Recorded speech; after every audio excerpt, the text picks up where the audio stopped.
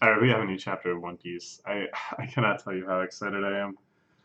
What the heck is this chapter going to even contain? I said this last week too.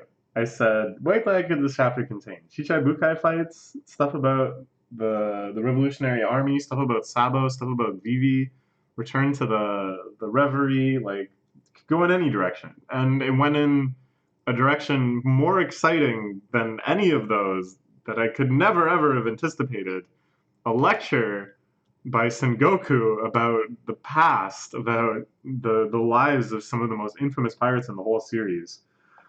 So, like, where from here? Like, could they possibly escalate yet again?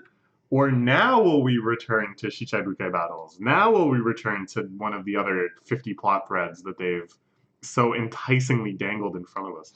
I have no idea. Like, if I thought, I think last week I was like, this is one of the least certain I've ever been about the contents of a One Piece channel or chapter. It's even more up in the air now. Okay, so this one is called The Promised Port. I have no idea what that refers to. Sisters, Lola went to Dressrosa a few days ago. I thought they were at Dressrosa. For some reason, I thought this island was Dressrosa. I think it was just like the cliffs and stuff and some of the buildings we could see maybe. At any rate, they're on some other island, I guess. They're trying to track down Lola. Now they're going to Dressrosa. So it's kind of weird because I had all sorts of I was excited to see what happened with them in Dressrosa. Like, I was excited to see various characters that stayed there and stuff, and kind of see how the island is shaking out since they booted out Doflamingo. But I guess we're getting that anyways? Just a little later? Okay. Whoa, okay. Okay. So, we're getting a flashback to one of the most enticing time periods in the entire potential space of things they can depict in this series. We're getting a flashback to right before Roger's execution, which of course marks the start of the Great Age of Piracy. So Roger, we know, is afflicted with some horrible medical condition, which is why he brought Dr. Crocus with him on these journeys. Here we can see Scopper, who's the third in command. He's the guy that had the big axe in one panel, way back with the buggy Shanks flashback, which we didn't even know was on Roger's ship until we met Raleigh so many years later. Oh my god, this series is so crazy. So, okay, so Oden is on this ship. We might actually get to see Prime Oden with this one. I think in the last chapter I specifically requested this flashback, so I'm very happy. Crocus fighting with Roger. It's so cool that Crocus, like, butts heads literally with the king of all pirates. But I suppose they didn't call him that at the time. Gosh, okay. There's young Raleigh, looking pretty cool. Everybody, big fan of Oden. Even Buggy is saying, I would lend you a hand. You'll only drag him down. If you want me to help you. Raleigh, Red Taro, Buggy Jiro. He calls Shanks Red Taro. This is something we of the Kozuki clan must solve on our own. Oh, so, yeah. They're like the first and second son. And Shanks is the big brother. Always had my reservations about why the land of Wano must keep its borders closed. I can't leave the country behind and come back and demand, make me the shogun. I will find a way to pass this will on. Okay. So he's still in silhouette. Come on, show me Prime Oden. Show me nice with narration bubble introduction. No, not yet at least. Not yet. But it looks like we're returning to Wano. Okay, so our adventures around the world, all of this stuff. Now, okay, this is like a lot of information kind of packed into this. Wano, wait for a future 20 years from now. So we can see a lot of pirate members of the Pirate King's crew. Nobody looks too noticeable. I thought You know, this is the kind of place that Oda might sneak in a future character, or even totally hide some revelatory information. Like there might be somebody we know here. What I'm mostly curious about is Odin's hat. What kind of strange hat is this? And at first I thought he was holding up a big straw hat, but no, that's his empty sake dish. That makes a lot more sense. His hat kind of looks like... Wait, is it still around here? I'm not sure where it is right now, but Yotsugi in Bakemonogatari, who has that like bag with eyes on it that sits on her head. Okay, anyways. Okay, so 25 years have passed. We see people pounding away at the taiko drums. I can only assume this is for the Fire Festival, and that we're full on returning to Wano. Wano Act 3. Yes, indeed. Okay, so this is the promised port.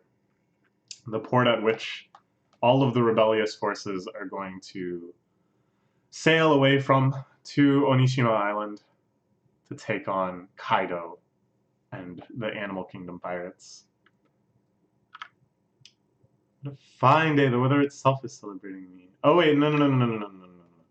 This isn't the port that the soldiers are sailing out of. This is the port that the shogun and stuff are sailing out of to go celebrate. Perfect weather for a feast. Well done, Shogun Orochi. Kyoshiro will be watching over the capital this time. Enjoy yourselves. So these are of course, the little ninja band. We can see the girl with flowers in her hair in the back. Favorite character of the whole arc. Nah, not quite. She's great, though. This port is the largest in Wano. Features a massive wharf lined with maple trees. Ooh, I love this shot. This shot is really pretty. The big boats. Safe in the harbor. Just, I don't know. It feels like so much history is kind of contained within this picture. That you can just imagine all of the seasons passing, these festivals coming and going, ships moving in and out. I don't know. It all seems to... Oh, it's a spread. Then I get to join in the fun. Ships depart through the stunning vermilion curtain of falling leaves. Drink to the sight of these maple leaves. Well, not until we meet Lord Kaido. Gotta wait to drink. So here's like some of the shogun's devoted helpers, I guess. This guy in the back is like covered in freckles or something. He's drunk already. Feast for 40,000 ahead. A lively one this year. Yeah, you don't know the half of it. Once a year on the island of Onigashima, the two men who rule over Wano meet, hold a great feast for both their armies. This is an amazing panel, I think, of the boats heading towards Onigashima Island. It just looks so perfect, you know? It's just like the perfect way that island should look. Just the way it's depicted. Shrouded in darkness and with these kind of blurry, sketchy outlines. And then sailing from this beautiful harbor to meet them. It's like such a perfect little encapsulation of the entire situation in Wano. Meanwhile, in the flower capital, they're partying as well. It's the fire festival everywhere. And of course, the capital is the one place well stocked with food on the entire island, so people are living it up. I love all these little shots. Even in such a pivotal chapter, even in such a chapter that's so packed with information and is so dramatic, like so many crazy things could happen by the end of this chapter. Oda still finds the time, he still finds the panels to just depict these little slices of life in each and every island. That we get such essential glimpses of the culture.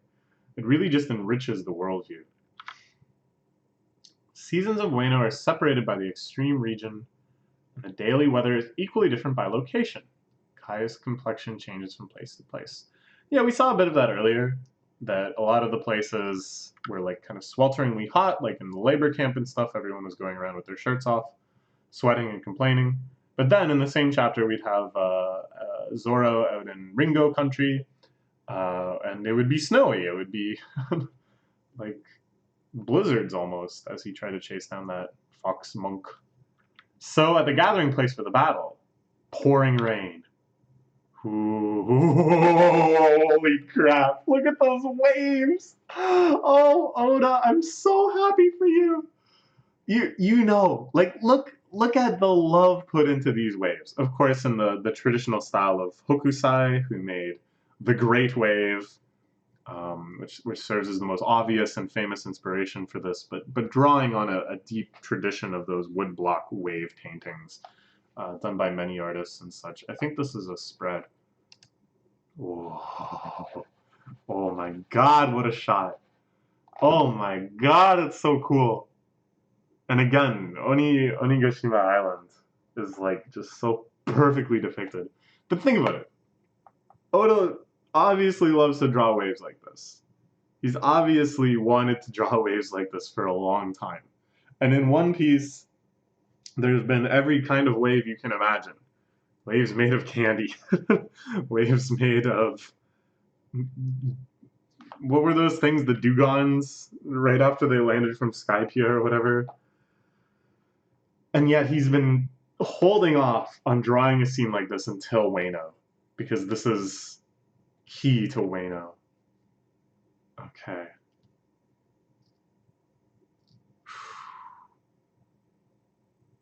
There's signs that this port was attacked. The ships are all gone. The reinforcements from Zou have not arrived. The Udon labor camp has not assembled, even though they've all left the camp. The 4,000 soldiers are missing, and there are signs that this port was attacked. What happened? What happened? Oh my gosh. Something really bad happened, obviously. I didn't foresee this. What I thought would, and I was very much looking forward to this, is just our gigantic, glorious fighting force deploying themselves in boats across this patch of the ocean to Onigashima. Something so coordinated, something so like feeling of completeness, of this is it, the final battle. And so I thought nothing more would really go wrong until the armies themselves were squaring off on the island. Something like this, it's well outside the realm of expectation for me. But of course we had to have the waves.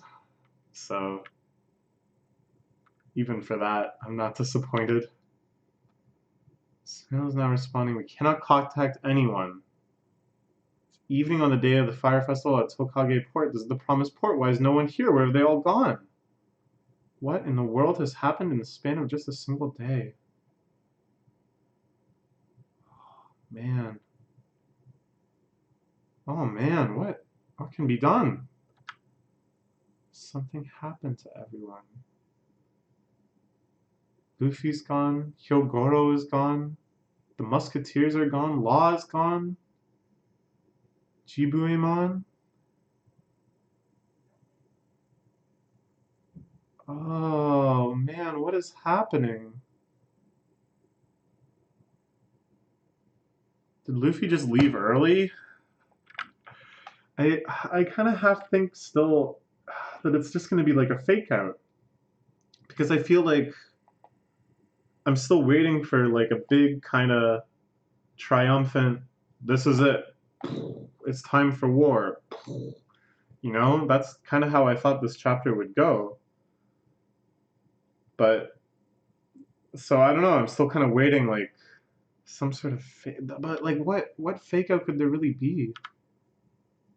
Our lives are alone are not enough. The enemy numbers 40,000. We need more help.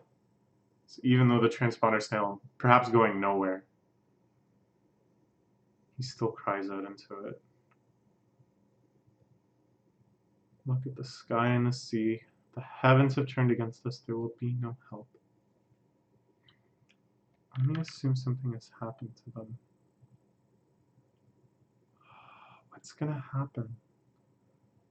Oh, I want the fake out. Just fake me out, Oda. Just one time, fake me out. Have the whole army stride triumphantly into view. But there's just so much that's gone wrong. Like, where are the ships? How are they even going to get over there if there's no ships? Small boat here, we can use it.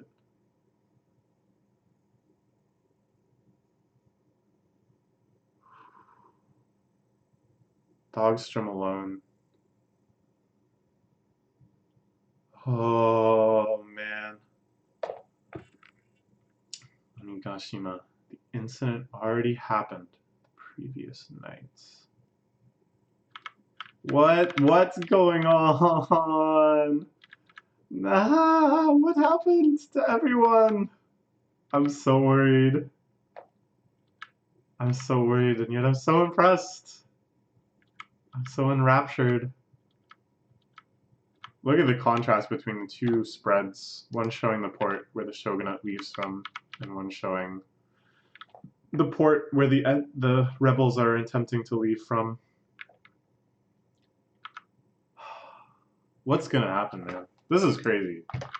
So, we've returned to Wano, and I'm still confused. I'm still thinking like, oh my gosh, anything could happen. Oh, man. What am I gonna use for the thumbnail? Everything is a spoiler.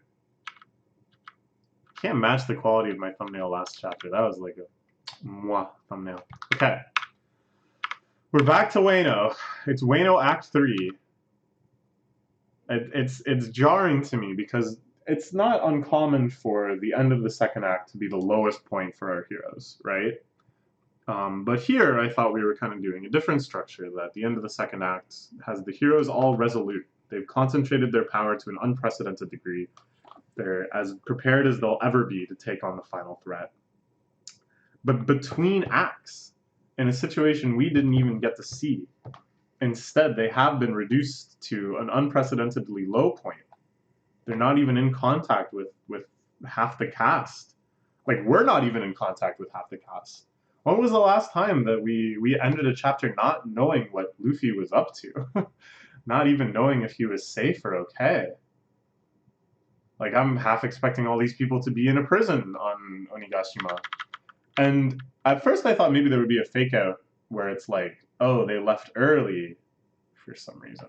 And they've already started rampaging on Onigashima. And when the Shogun shows up, like, it's actually going to be like, who did this? Oh, they're still fighting. Whatever. I don't know. But here we see the Shogun is already on Onigashima, living it up. So something totally unilaterally bad happens, I think. I think there will be no fake out. I don't know. I want to get back to the point of we're all setting out together. Like, it's time for war. Like, I was so pumped up about that. And now it's just like, oh God, like, it feels doubly devastating, not just because of what happened, but because of what I feel has been taken away from me, what is no longer in the immediate future. So I don't know what's gonna happen. I don't know. God, One Piece is crazy right now. Okay, see you next week.